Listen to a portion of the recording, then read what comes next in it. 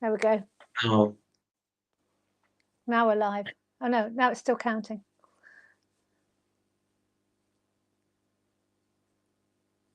Hi. oh, hi, Helen. How are you? I'm okay, Ollie. It's nice to see you. Yes, nice to see you It's really, again. really bad weather here in the UK today. Hmm. Mm.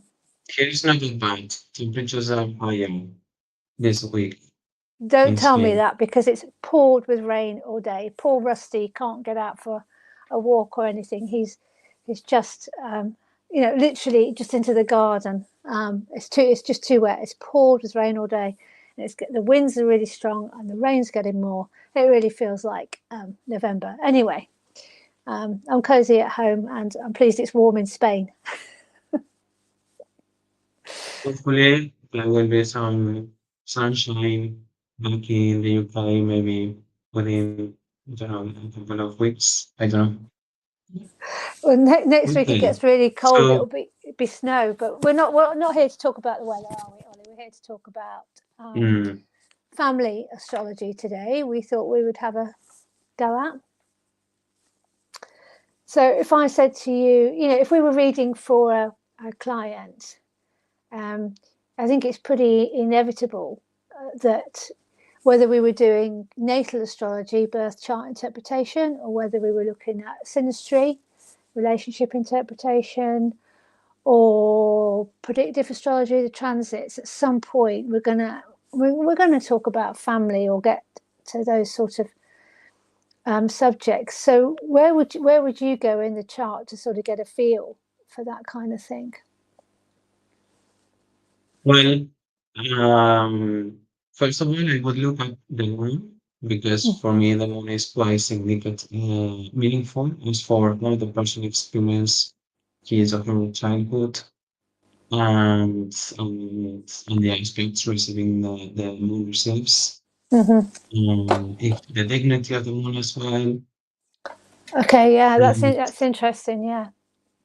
yes, and obviously then we can look for the significators of the father and the mother, the fourth and the 10th house. But I know that there's no agreement. Some people inverse the rules. Some people choose the 10th for the father, and others the fourth for the mother. But I think it's common thought that mainly is the fourth house is for the father and the 10th is for the mother. Is what would you use? Me? Yeah, I think it's interesting, Ollie, because I do a little beginner astrology class. Um, there's only a few people, and it's really good fun, and it's just we we started off by just looking at general principles of signs, and of course then I really kind of needed to get to the angles quickly, because they will determine a lot in the chart. And it was quite easy to describe the ascendant and descendant axis as ascendant, how you're presenting, kind of like your life, your vivacity on the ascendant, and the descendant, kind of like what you pull in towards you, the cusp of relationship houses, the house of others. It was more difficult to do the MCIC, and I felt a bit that I hadn't given enough information when I said things like the 10th is the mum and the fourth is the father, because that would be the way round. That was the way round kind of I've been taught and absorbed over all the years. However, when I'm Mm-hmm. reading, I think I'm kind of conscious that they can be a bit interchangeable. And that in some ways, it's better to have a sort of slightly more general or wider outlook on that fourth house, 10th house axis. What I would say is that the fourth house, how I describe it in my head and how I described it to my beginners, is that a house of ancestors and family. But the 10th house, because it's got those connotations with career or public persona, It's not always career, but the 10th house has got the public persona as well. Sometimes it feels a bit, I don't know, a bit odd that we just attach the mother there at the 10th. But then again, I've seen it absolutely work in charts that I've read, that the 10th house has had a very meaningful relationship to the client in terms of whether there's a planet there or whether the sign on the cusp of the 10th has been representing the mother, or some kind of planetary configuration, a conjunction up there or something. But I do think that the 4th house is, I keep that firmly in my head as ancestors, family, home. I think it's also quite descriptive of the kind of home that you live in.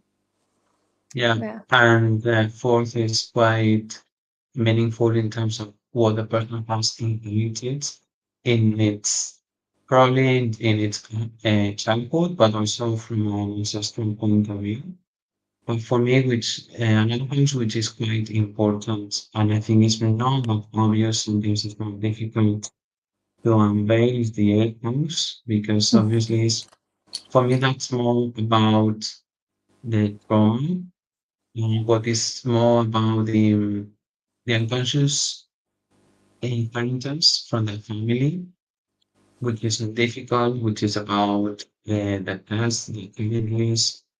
And for me, it's very valuable because it contains a lot of information there.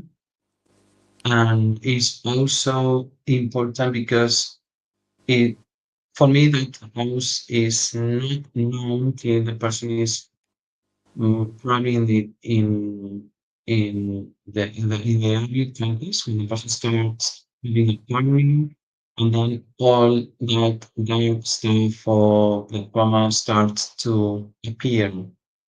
So that's another approach, which is quite interesting, but obviously it requires effort, consciousness, and the right moment to discover, into unveil, into transform that house.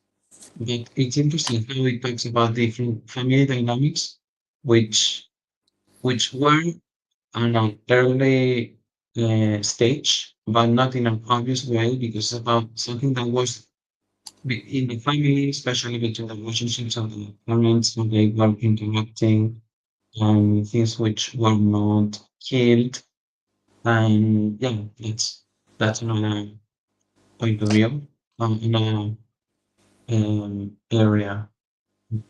Okay, I think that is interesting. And I remember you mentioning the other week as well about a client or a couple of clients that you'd had where the moon, I'm not sure if you said the moon, but it was something, may have been the moon. Yeah, I think it was the moon that you said. And we started off this conversation tonight saying that you look at the moon as a key feature of what's going on with family. And I think you mentioned that a moon in the 8th had been representative No, of it an. was the one in Scorpio. Okay, all right. Okay, in Scorpio, so not necessarily the 8th house, but in the zodiacal 8th house, if you like, the natural 8th house. And it had been an inheritance. It represented an inheritance in that sort of house that we normally associate with joint finances. So I think that's really interesting. And I think that kind of like adds. Okay, sorry. You're right, because I thought you meant this person, a friend of mine, who had this trauma with her mom, who was killed. But you mean the one who inherited the property? Yes, that was in the 8th house. Yes, you're Yeah, right. yeah. I'm really pleased. That's my memory working well. I remembered that, but it's.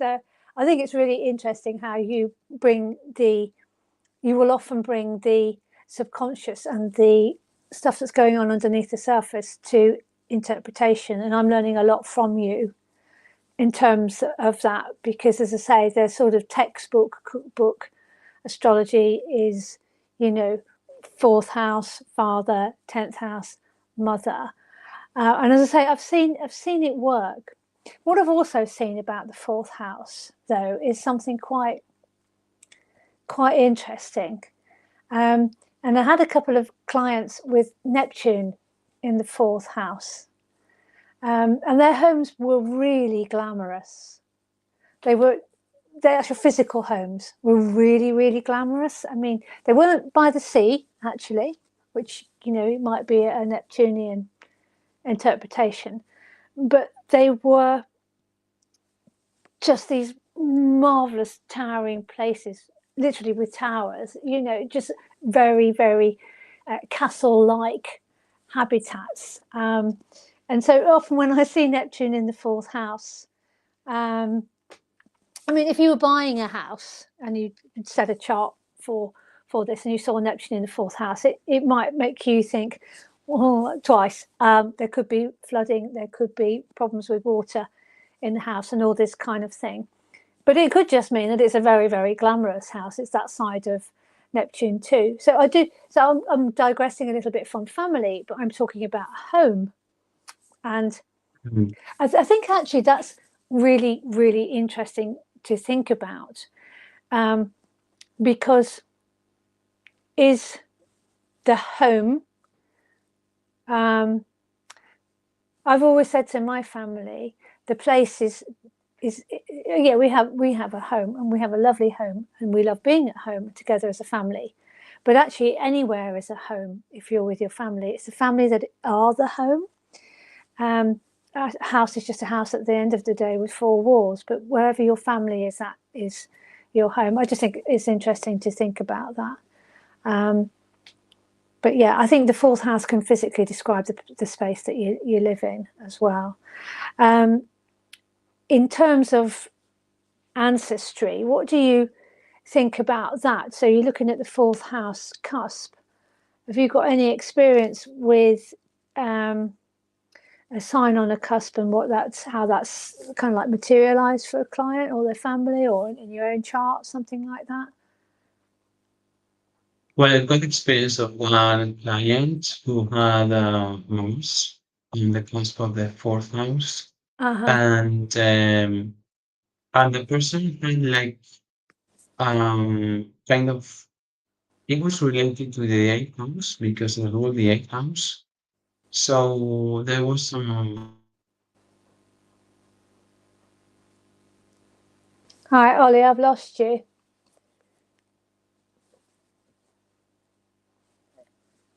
I'll WhatsApp you because I think the internet Yeah, the connection. internet connection is today is Yeah, not I very good. lost you a bit. Yeah, I got the bit about the Mars on the fourth house cusp, but nothing more. Okay, so it's a player who had a mouse on the cusp of the fourth house, and that person experienced some aggressiveness at home. Can you hear me now? Yeah, that's fine. Yeah. And the Mars was ruling the eighth house as well. So Uh, the she had like trauma as well because of her first sexual experience. So that was very significant in yeah, her chart. Yeah, so in this case was because it was the most prominent planet in the yeah, angles. yeah. So Yeah. yeah, So we were Mars on an speaking angle. about the family and more things. I mean the unconscious, the family, the atmosphere at home. So Mm-hmm. it was not only about the physical uh, a description of the home, but yeah, more about the dynamics of the family. Yeah, but if you think about the fourth house cusp, which Ollie, you've gone. I'll hang on a minute for you.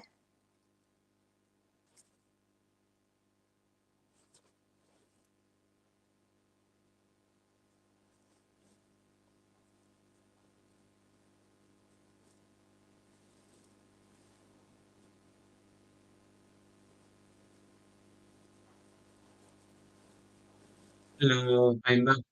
Oh, okay. I've just texted you to say you've gone, but you're back. Was the connection? I know, I know. Okay, don't worry. We'll just try and keep going through it, shall we? This is Mercury retrograde, yeah. I've had many problems with communication, the technology. I tell you Yes, where yeah, with mine's. Mercury I retrograde. tell you how this Mercury retrograde has got me. We'll come back to fourth house cusp in a minute, but it's worth spending a minute with Mercury retro. How it's got me. It's just been actually. It's just actually it does resonate with families. It's perfect. My sister, third house, siblings. Okay, so we're just coming back a bit from the fourth house cusp, but Mercury retro. Mercury can be siblings because it's the third house. Their cars broke down. So it's this has been a really mechanical Mercury for me, with literally things like that breaking down. I have found that I've had to sort of resend, rethink, rewire, rewind on everything at the moment. But then that Mercury is sitting absolutely on my Sun Moon midpoint, so you know it's stationed opposite my Sun. It's now sitting on the Sun Moon midpoint. And I'll tell you what's interesting, because you were just talking about Mars on the fourth house cusp. Mercury and Mars are really close together at the moment. I mean, they've passed that conjunction, I think. But I was looking into next year, just in for something, can't remember what. But they carry on this dance right the way into next year and into Capricorn. Okay, so they're separating for a bit. But if you go into January next year, that Mercury Mars are still together. They're not kind of leaving each other's side. I just thought it was quite interesting, because it's an interest. It's quite a lively combination, Mercury Mars together for such a long time. But coming back to, we can come back to that if you like, because it's very Mercury retro. We'll come back. We'll come back. But going back to that fourth house cusp, if you think about the fourth house, it feels like an anchor in a chart.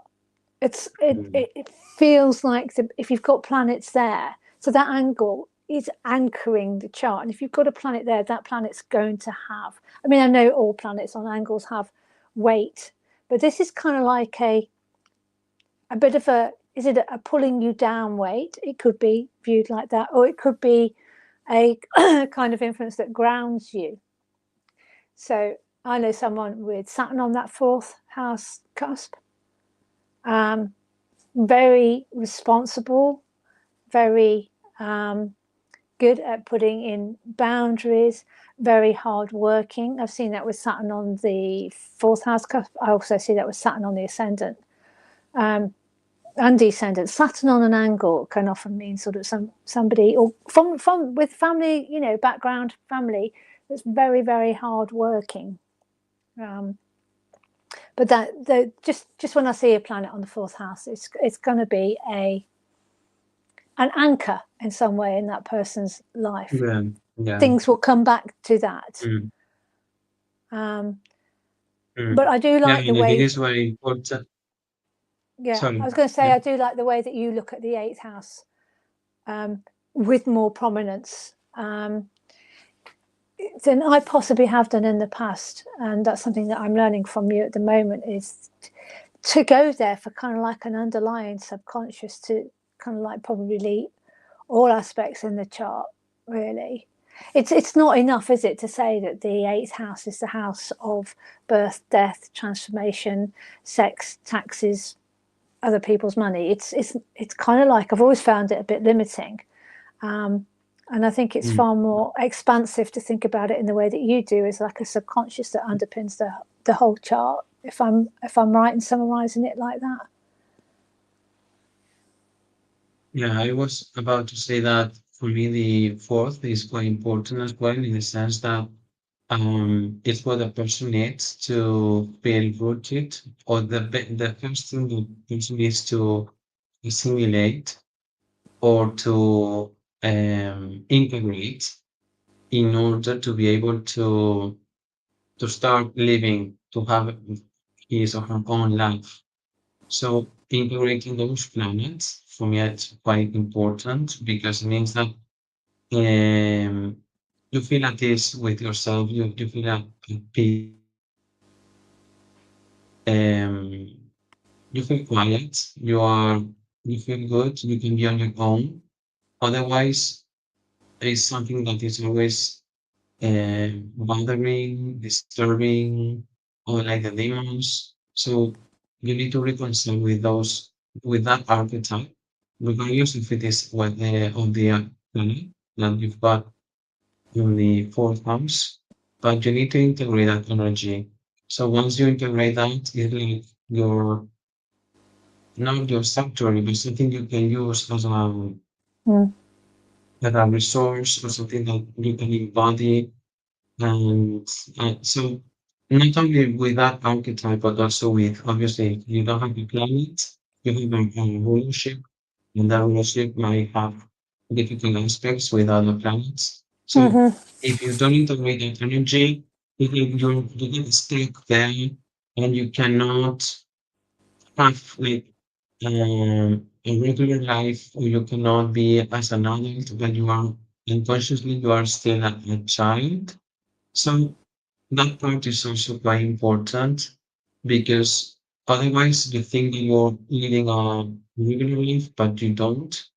And yeah, that's why I think that in the time there are different levels Yep. and you can deepen it, but obviously some people just stick all they stay with the most superficial way, which is I mean it's not bad, but you can take more advantage of a natal chart, seeing how you can work in different ways and integrate those energies. Because if you don't integrate that energy, so the way kind of got a hard aspect or a hard concept, and you will realize that the planet is pushing you towards that integration.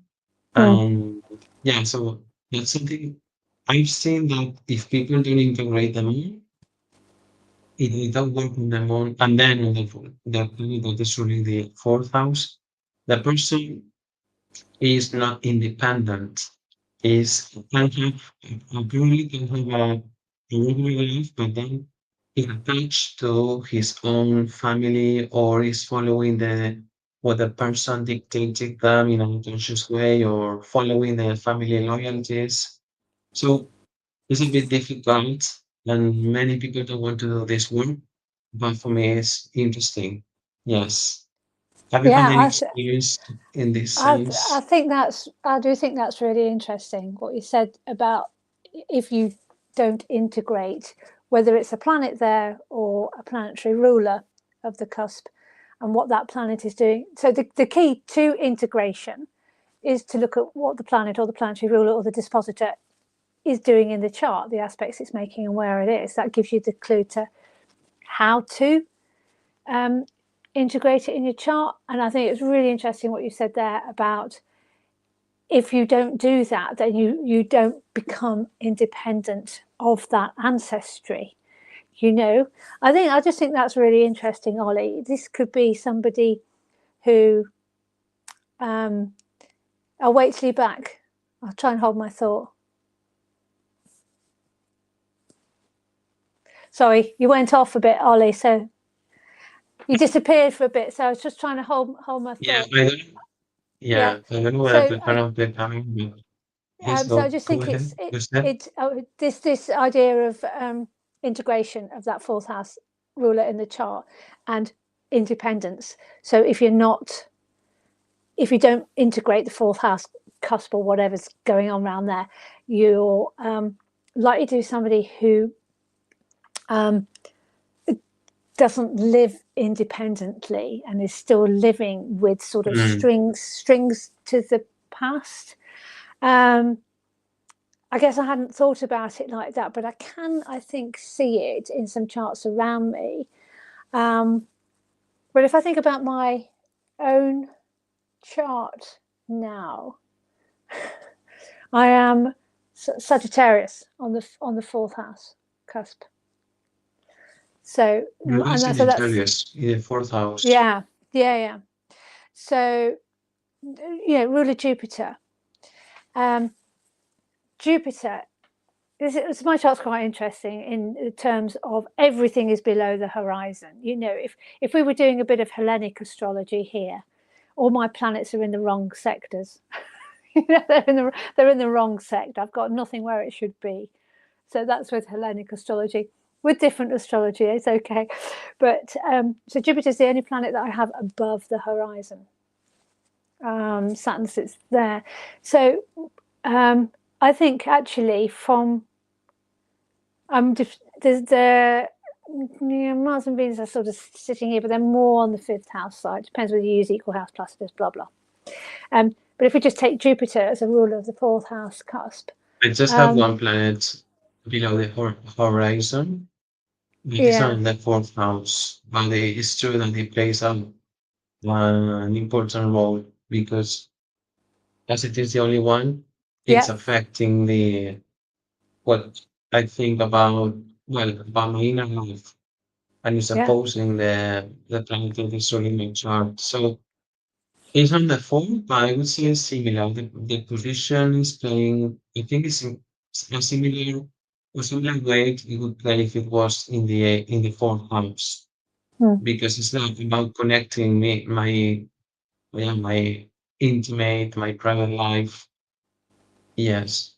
So obviously we need to consider the whole term to assess and to integrate. But it's interesting. Yeah.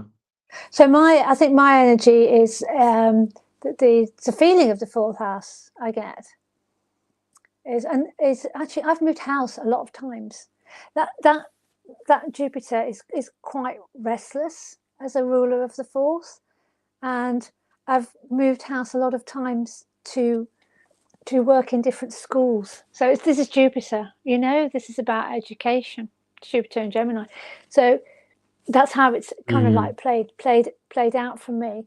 It was I think it has been integrated. I think I did integrate it, and probably from a very early age because it's through schooling. Actually, that was the channel.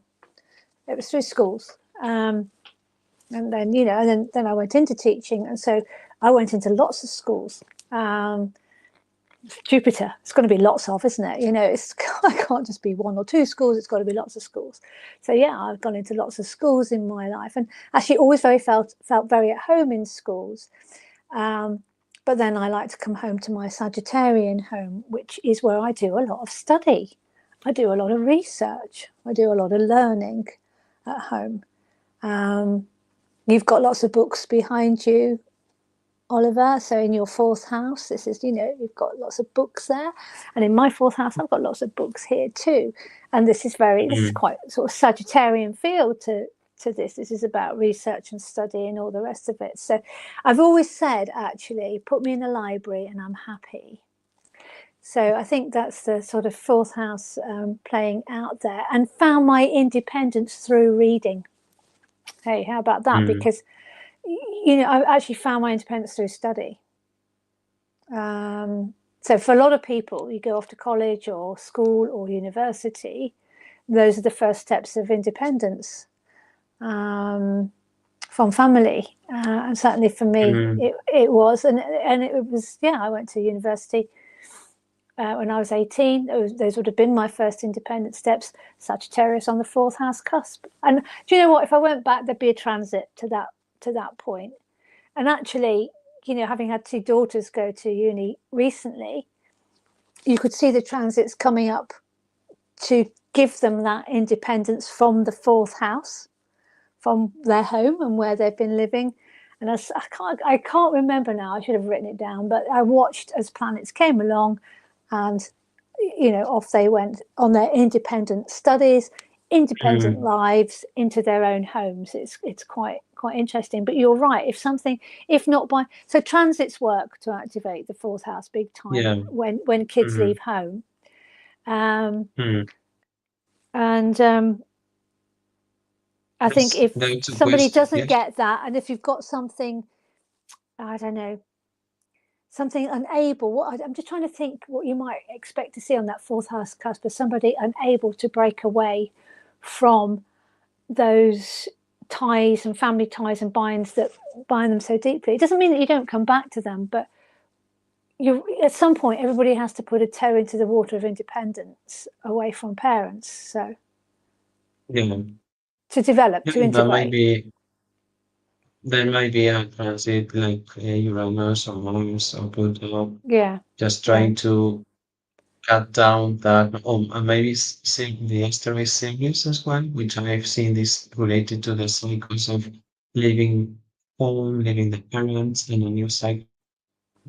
So yeah, there might be different transits. There are two questions on yeah. the chat box. Elise asks, how does one integrate the fourth house sign ruler? Well, I I think thought I'd just yes. explain that with the Jupiter. So my fourth house will be Jupiter. It's like I've done that because I've studied. That was a strategy. Okay, so your case with the studies, but yeah, this depending on the sign, obviously, is about living the sign, experiencing the sign. For example, if you've got Taurus, so it probably is about taking care of your home, paying attention to aesthetic things, Uh-huh. wanting to make it comfortable, for example, or to be Yeah, it beautiful, maybe with paintings.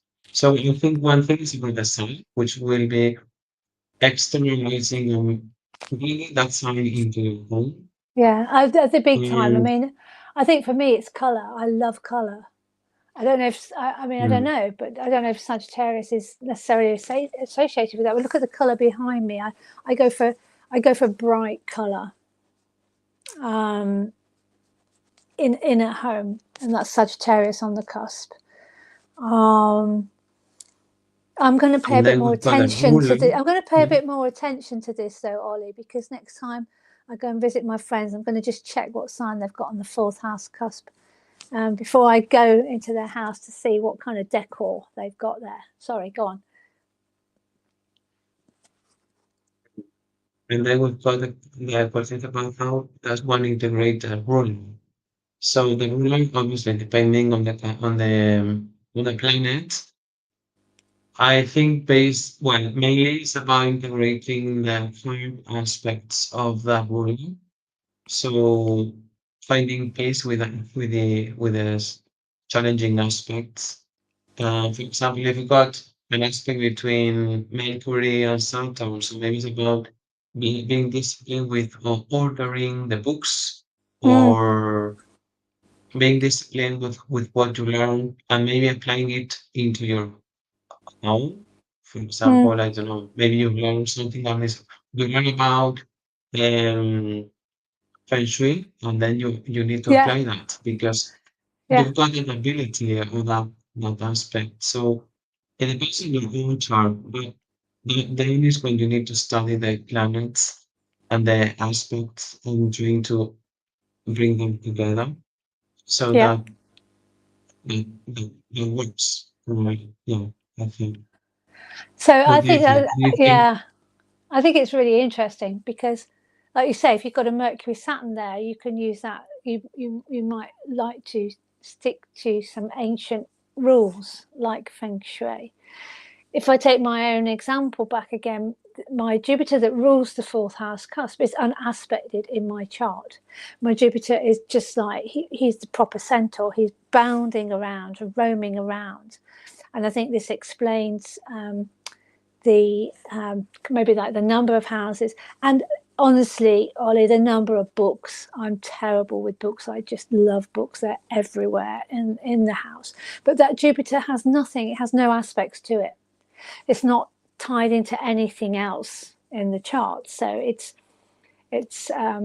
it was when I was Not a reading. single aspect.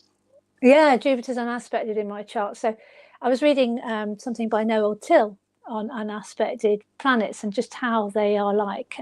They've got a bit of maverick behavior there. They're just kind of like. So if you can imagine sort of a boundless Jupiter bounding around, it's kind of like the atmosphere, I would guess, in my home in a way. I do love home. Home is my sanctuary. Um, and I suppose there's that aspect of Jupiter that comes in there, which is like of divination and somewhere where you would worship. Well, my worship would be astrology, astrology from home. But there's something there about Yeah, I mean, I just love my home. It's always been, always feel it's a sanctuary, and I can make home very homely, quite simply as well. I love interior design and decor, but if you haven't got lots and lots of money to do that, I quite like the challenge of Mm, making something homely without. But mm, I think, but I think the fourth house cusp ruler and the aspects will give that flavour to your environment. I'm conscious we've talked a lot about fourth house and home and not so much about the family side of things and the ancestors and mum and dad and that. It doesn't matter. We can get to that another week. I think it's actually been a really interesting tangent that we've gone off on about what home kind of means and what might colour or flavour a home. Yeah, I mean, I don't know what you've got mm. on your. Can you say what you've got on your fourth house cusp, Ollie? Yes, I've got the sign of Cancer, and I don't have any planets. Okay, So, but if I go back to the rulership, it's true because I've got the moon conjunct my Venus, and it's true okay, that I've lived in some beautiful flats, or I uh-huh. like the flat to have a kind of something beautiful and something different because that one is in Aquarius. So I say Yeah, that relationship, and that's really fun because uh-huh. I realize how astrology really is true and how it affects.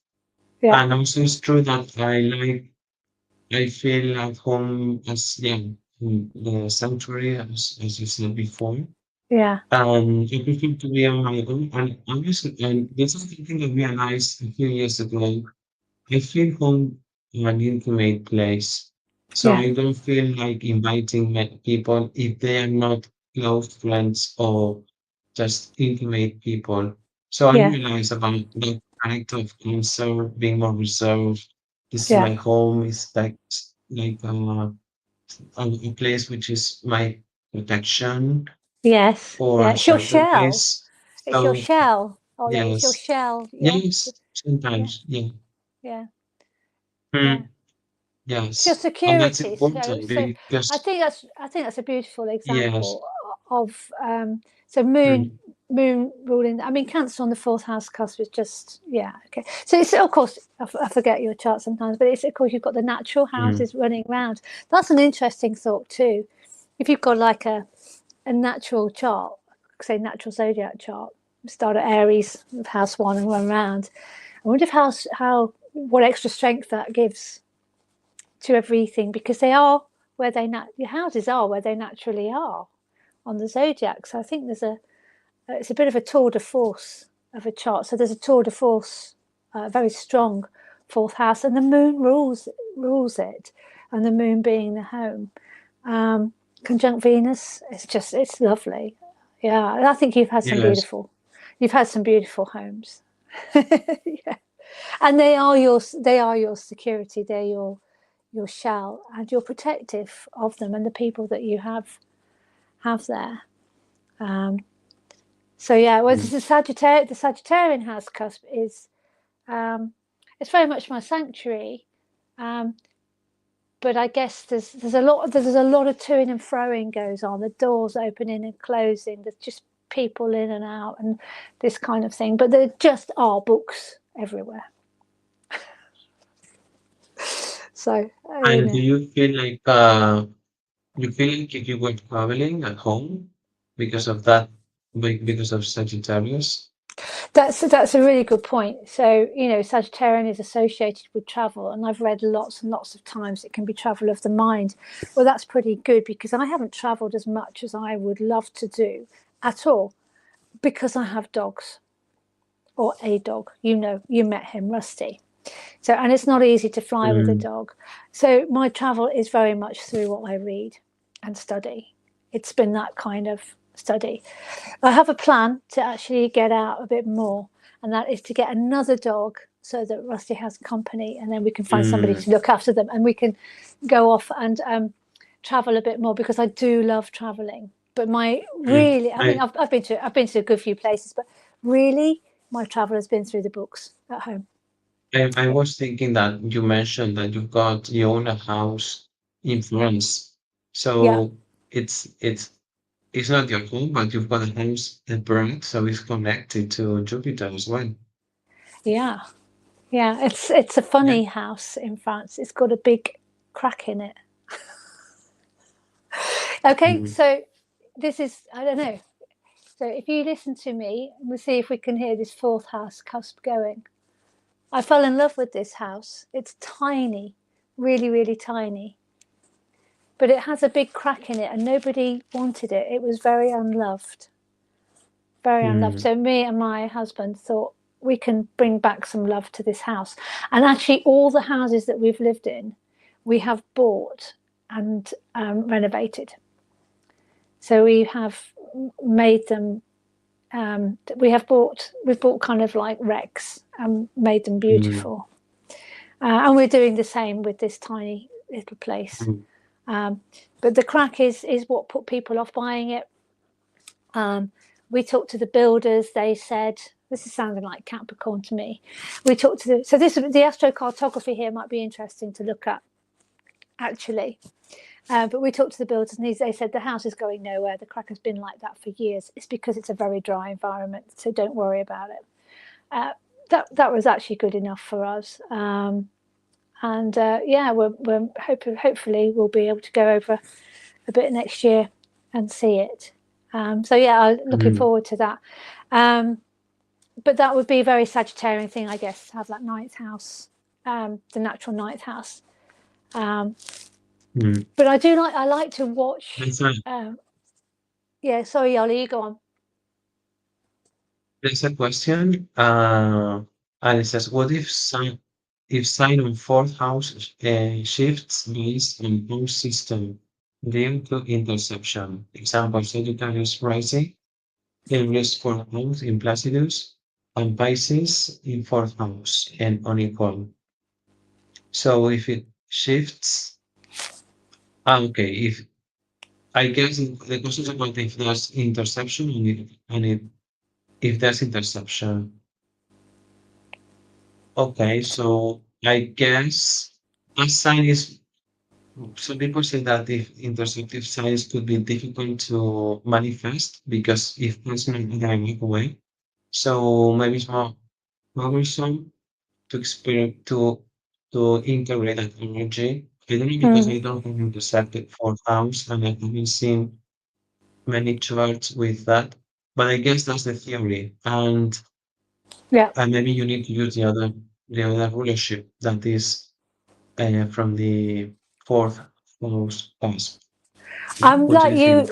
Yeah, like you, Ollie. I don't have much experience of interceptive houses, so I'm a bit um, reluctant to say what it means. So I think it makes perfect sense for you to say it could be more difficult. The only other thing I thought then was, astrology is a bit like flavors, and if you've got a couple of flavors, perhaps there's a couple of things going on there. There's more, just more to consider.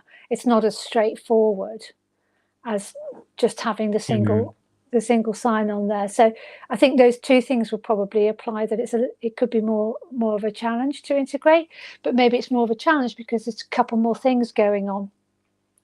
So you could be looking at a couple of planets and rulerships there and what they're doing. So it makes it a bit more complicated. Yeah, yeah, and maybe for but example, I'm no if expert on that at uh, all. I really don't know. I say I'm no expert on this. I don't know really.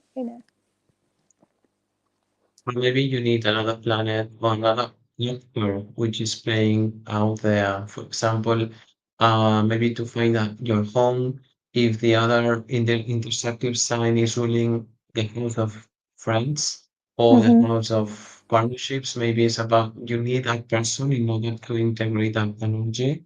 So I Mm-hmm. think it depends on obviously what the other planet is running in your house, in your team, sorry.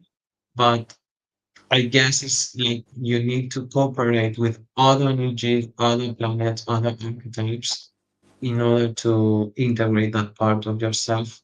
And Yeah. also not only about your home, but also about your personal foundations. So Mm. probably there's more work to be done or different work to be done for that person to integrate himself or herself.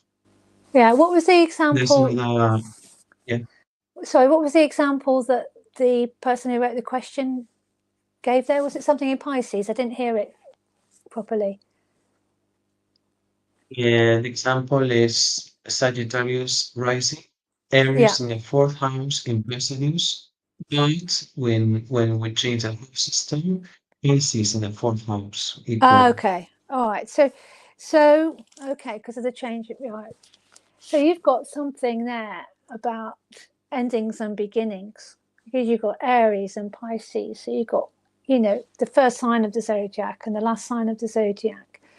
A very simple bit of cookbook astrology might say that the fourth house is a place of endings and beginnings, but I don't think it's as straightforward as that. I think it's a bit more complex. So what I would suggest, Ollie, is that you look to the eighth house here, because the eighth house will have that subconscious running through that we started this chat talking about how the eighth house has that relationship with the fourth house. So you could, to get a better feel what that interception or the change in Aries to Pisces feels like, let's have a look at what the so the eighth house there is going to be, depend on the house system again, but whatever it is there, you could have a look there to give you a bit more information, maybe. Yeah, yeah, it's true because obviously the eighth house is another what I mentioned before is another house which needs to be taken into account when diving into the unconscious Mm-hmm. and yeah, and reflecting on your family. Yes. Mhm. Yeah, that's a very interesting question, and it gives food for thought for Mm-hmm. everyone. Hmm. It does, yeah. Do we have some more questions, Ollie, or is that? No, no, because at the end the person says, or is it a foundational shift that has to be accounted for the home family roots? But we have dealt with that. Yeah, Mm. that's interesting though. Yeah. So yeah, we talked about fourth house cusp, foundations, foundational roots, ancestors, planets down there being real anchors in a person's life. We talked about your beautiful moon conjunct Venus ruling the fourth house cusp, and my runaway Jupiter, and all the books.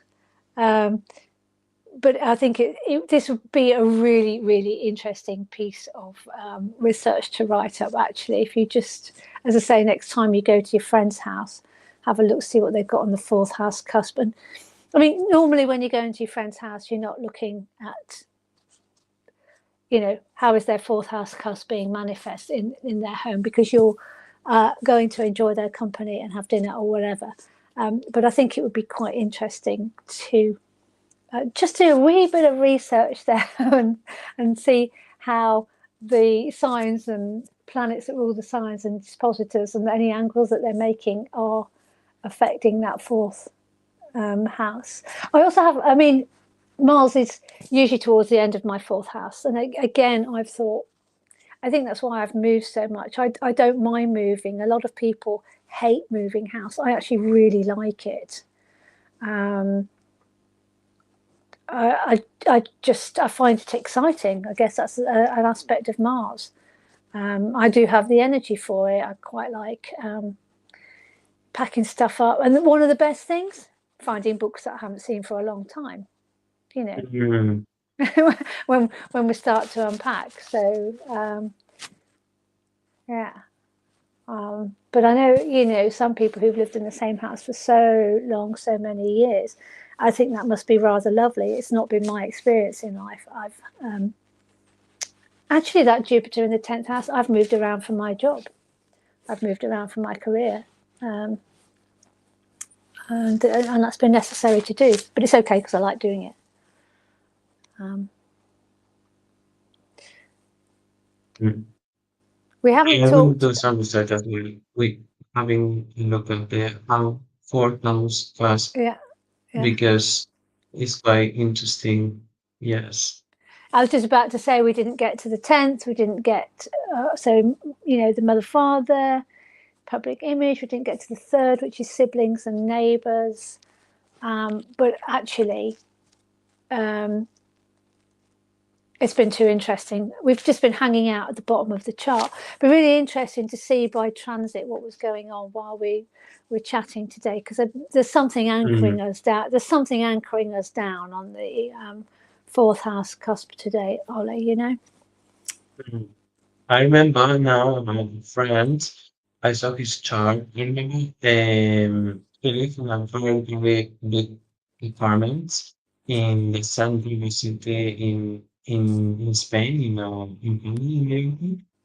And his flat was like 200 square meters, which is Oh, wow. Yeah, it's double, which huge. is, it was huge. Well, it was his dad's house, but at the moment he was living there, he was in his early 30s. Mm-hmm. And when I saw his chart, I understood immediately he had Jupiter in the fourth house. Uh-huh. So that makes sense, no? Living in such a big, big place. Yeah. Yeah. And it's funny because his dad was a lawyer Uh-huh. and that was connected to the lawyer at home. He Uh-huh. studied law. He's not a lawyer, but he studied law. And now he doesn't live in that place. But I think the interesting thing is what he has inherited because he lives in one of his dad's flat. He's paying the rent for his dad, but Mm-hmm. because in the future will get his own flat. So it's about the legacy of following that lineage, of the father of law, and it was, yeah, Jupiter in this case was helping him because, for example, now rents in Ireland are really, really expensive, so he doesn't have to pay such a big Yeah. rent, So and that's he's got lucky. his own. That's just lucky, yeah? Yes, he's Yeah, lucky. yeah. That's So fortunate. So, in that sense, it's changed because he's actually the job he's living now is not that good, but it's in a good location. He's not paying the high rent, so he's lucky. Yeah, he's yeah. lucky So, now. so if you've got the planet, so I mean, I've got Jupiter as the ruler of the 4th house cusp, but it's up in the 10th. And I'm saying, you know, I've moved home a lot of times for my job, for my career. Um, your friend has got the actual planet Jupiter and the 4th house cusp, and he has big flats, and his father's a lawyer, and he gets like lucky breaks around his like housing situation. Yeah, it's really, really interesting. So I'm gonna look out for that a bit. As I say, I know somebody who's got Saturn on the 4th house cusp. I think it's part of a T square. Wow. But that's actually, they worked very hard from home. Mm. Mm. And they worked with bones. Yeah. Actual, you know, bones realigning, kind of like, you know, how you are and all the rest of it. So I think that's really interesting. Yeah. We're almost out of Yeah, time, Ollie, aren't we? I So was go on. sorry. I think we're almost out of time, but go on. Yes, yeah. I was just checking another chart from another friend, and he's got Saturn in the fourth house first, Uh-huh. and he's in Scorpio. And in his case, he's living in the flat he's living now was half inherited, and then he had to pay for other family's part. So he had to work, not that hard, but maybe for several years. But now he's gone this his home, and I think that's the connection with Scorpio in this case because the ruler is not on the eighth house, Okay. Yeah. and Saturn is not ruling the eighth. So Yeah. So that's been harder, just a bit more Saturnian feel to it. Harder work. Yeah. Yeah. I mean, Saturn in Scorpio is That's quite intense, isn't it? It's I don't know. I'd want to think Yeah, it's about Saturn. difficult I'd want to think to work with slowly the family.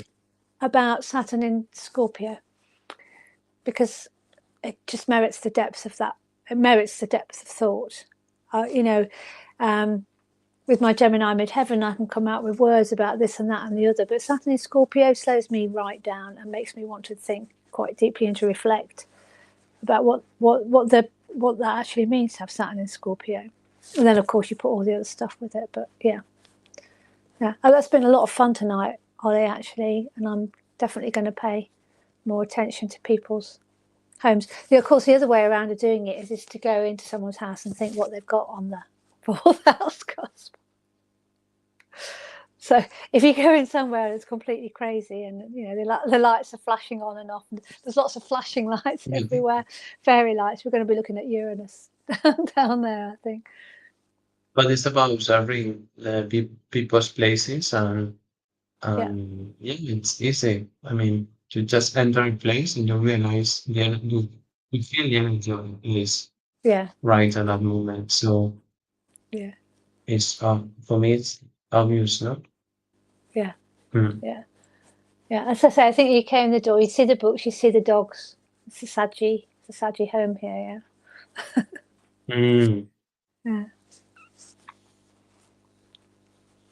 So we Okay. can move on to, we can maybe try and take a look at siblings and 10th house next week. But often I find that we're kind of like influenced by what's influencing around us. So we'll probably see where we go. But we're kind of like on the theme of family and parents, siblings, children even. And I know that one of the things that I suggested was talking about astrology and education as well, which is an interesting journey to think about.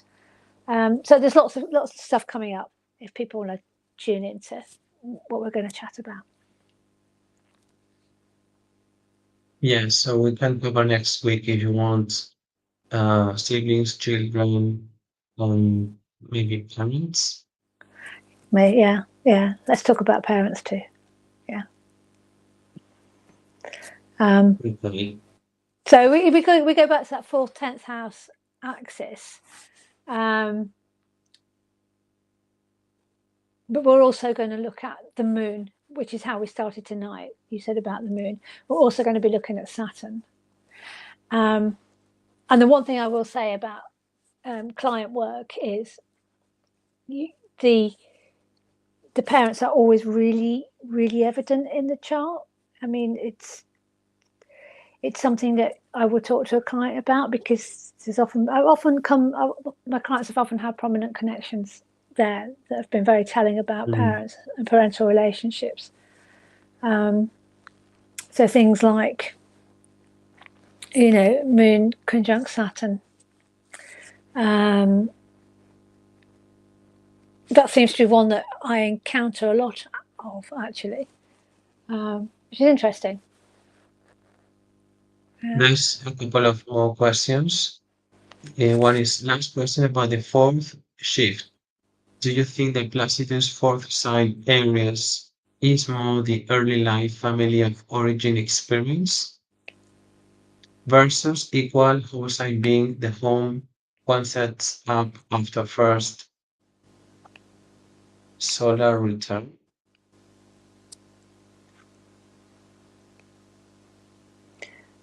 What do you think? I think that's, I mean, that's talking about kind of different shift in what we've Okay, been the solar taught. return would be the Saturn return. Saturn return. Okay. That's what the person meant. Yeah, Saturn return. Yeah, probably that's the first experience. If the sign shifts, that might mean that at the beginning you experience that in an Aries way, and after the Saturn return, you experience it in a different way. And it makes sense because Mm-hmm. you are more independent, you grow up, and you create your own home differently. If you have that with all that we've talked about detaching from your family Yeah, and what you've been inherited. So for me, it makes sense that there's a yeah, shift in your home if you've got interceptive sites. Yeah. So what do you yeah. think? And do you agree? Yeah, I do. I think it's an interesting way to look at the chart as well. I think the Saturn return um, is really interesting. The first one, second one, link themes, and those shifts. You've gone, Ollie.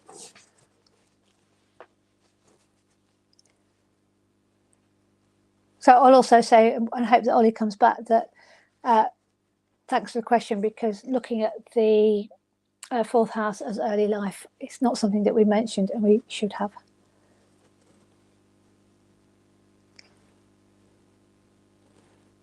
Okay, so I'm just gonna, I don't know where Ollie is, he's gone.